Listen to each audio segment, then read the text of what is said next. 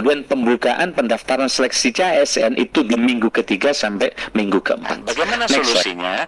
Mungkin nanti, tapi ini belum kita putuskan. Sebagai sebentuk alternatif seharusnya adalah bahwa setiap kepala daerah boleh nanti mengangkat, tapi hanya sepanjang masa jabatannya.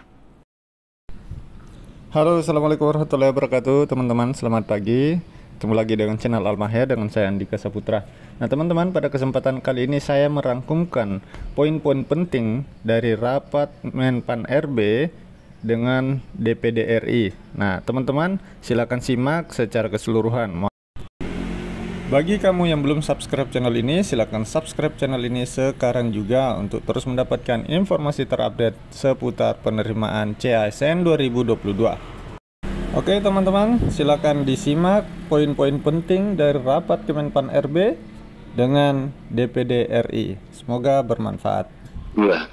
Pengadaan ASN tahun 2020 dilakukan hanya untuk P3K sesuai dengan SE Menpan RB 2021. Refokus pada pelayanan dasar guru dan tenaga kesehatan, Bapak sekalian, di mana tahun ini akan ada pengangkatan di tenaga kesehatan. Yang kita ingin pelayanan dasar kesehatan kita ke depan secara bertahap akan jauh lebih baik. Kemudian pandemi COVID dan penyerahan birokrasi, di mana perubahan pola kerja birokrasi melalui teknologi informasi secara masif akan mengubah kebutuhan ASN dari segi jumlah maupun kualitas. Saya kira teknologi ini akan mendisrupsi semua jenis pekerjaan kita. Kalau dulu di awal bulan itu orang antri di ATM, sekarang ratusan ribu ATM ditutup karena orang tidak lagi bertransaksi dengan ATM tapi dengan cashless sehingga terdisrupsi. Dulu ribuan penjaga tol itu ada, sekarang karena teknologi terdisrupsi. Kemudian yang ketiga, keberpihakan kepada THK 2, di mana kebutuhan dapat dialokasikan bagi THK 2 yang memenuhi persyaratan dengan kebijakan yang lebih berpihak. Kemudian gaji dan tunjangan kebutuhan ASN diusulkan oleh instansi pusat daerah dengan memperhatikan kemampuan pembayaran gaji dan tunjangan sesuai dengan peraturan perundang-undangan. Ini teman-teman Bupati teriak, Pak, sejak P3K ini harus minimal sesuai dengan UMR. Terkait dengan kesejahteraan nanti akan dirumuskan beberapa alternatif termasuk yang disampaikan oleh teman-teman DPD dan juga teman-teman daerah. Next, inilah penetapan kebutuhan ASN di tahun 2022.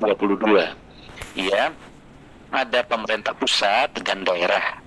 Untuk P3K guru itu jumlah usulannya adalah 328.853 dan jumlah penetapannya sudah kita tetapkan 319.716. Sedangkan P3K tenaga kesehatan itu 94.000 dan sejumlah penetapannya 92.000. Sedangkan tenaga teknis 92.000, jumlah penetapan 27.000. Jadi total pusat dan daerah 530.000. Ibu dan saya hormati, ini adalah perencanaan yang jauh lebih bagus. Nah, di September 2022 ini adalah rakor pengadaan ASN tahun 2022 dan penyerahan Kepmen tentang penetapan kebutuhan ASN kepada seluruh instansi pemerintah di minggu pertama. Nah, oleh karena itu maka teman-teman kerja keras ini dan jadi momentumnya pas ini DPD hari ini mengadakan rakor tentang ini. Kemudian pembukaan pendaftaran seleksi CASN itu di minggu ketiga sampai minggu keempat. Next slide. Nah, Ibu saya penanganan tenaga non ASN yang tadi disampaikan oleh DPD pada kementerian dan lembaga dan pemerintah ini yang agak lumayan bising beberapa kesempatan ini.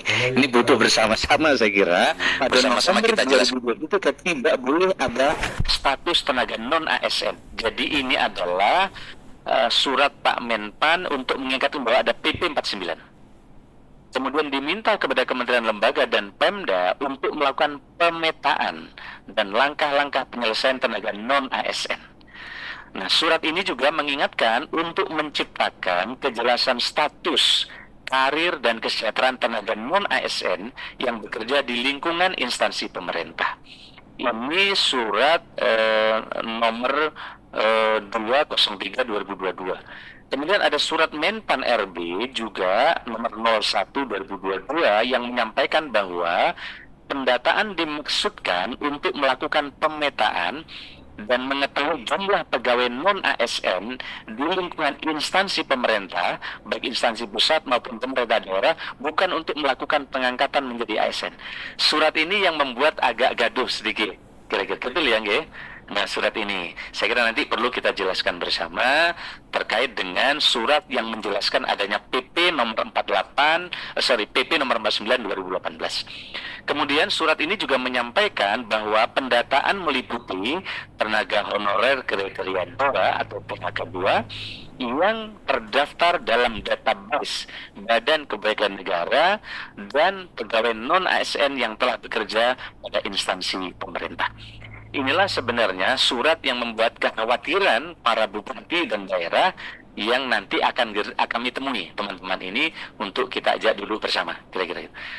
Pasti basicnya ke teman-teman DPD ini menyampaikan banyak hal.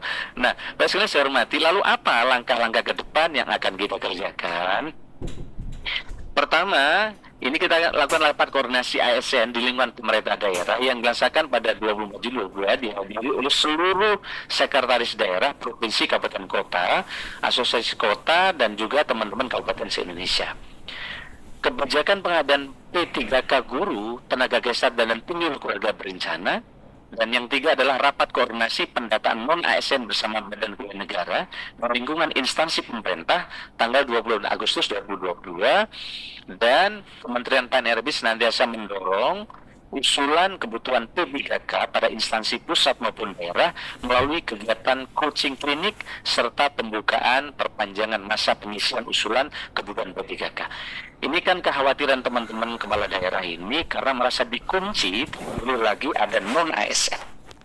Nah, saya bilang kepada teman-teman kepala daerah ini suka ada janji kerja dan janji politik kepada konstituen. Kalau dikunci pasti marah mereka. Nah, maka lebih bagus jangan bikin pagar tinggi-tinggi kalau pagar itu harus dilompatin. Saya waktu jadi bupati melarang ada tenaga honorer. Saya patok gajinya 25 miliar. Saya kaget menjelang akan akhir setelah saya kunci, gajinya udah naik 45 miliar. Honorer tidak ada, tapi dititipin di kegiatan. Jadi ilmunya ada aja teman-teman. Karena untuk mengakomodir berbagai usulan, maka saya diskusi dengan teman-teman ini, buat apa kalau kita buat pagar tinggi-tinggi, tapi harus dilompatin pagar itu. Maka kita perlu ada solusi. Nah, teman-teman sudah rencana merancang di PP manajemen kesejahteraan. Bagaimana solusinya? Mungkin nanti, tapi ini belum kita putuskan. Sebagai sebentuk alternatif seterusnya adalah bahwa setiap kepala daerah boleh nanti mengangkat, tapi hanya sepanjang masa jabatannya. Ini solusi. Nah, kira-kira gitu, Pak. Ini kalau nggak ada solusi, marah semua bupati-bupati. Kemarin datang, saya ini datangin tetangga saya. Masa kamu jadi bupati udah 3 tahun? Kau angkat tetanggamu pun nggak bisa. Nah, marah. Saya ada pengusaha, gimana masa nggak bisa kau angkat ponakanmu itu? Udah nggak usah digaji, yang penting pakai logo Pemda masuk ke kantormu. Begitu. Ya, dan begitu. Ada juga yang nakal juga memanfaatkan. Tetapi rata-rata ini ternyata harapannya tinggi, kira-kira gitu. Nah, oleh karena itu kita sedang akan siapkan ini materi-materi yang kira-kira menjadi, saya sudah menggambarkan usulan bapak-bapak, maka para deputi sudah menyiapkan beberapa poin tadi, sehingga nanti bisa menjadi alternatif dalam jangka pendek. Kira-kira begitu. Baik sekalian, kami kira ini jawaban dan pengantar dari kami. Nanti jika ada pertanyaan pendalaman, ini deputi hebat-hebat di kanan kiri kami siap untuk memberikan jawaban, dan juga para direktur yang ada di tempat.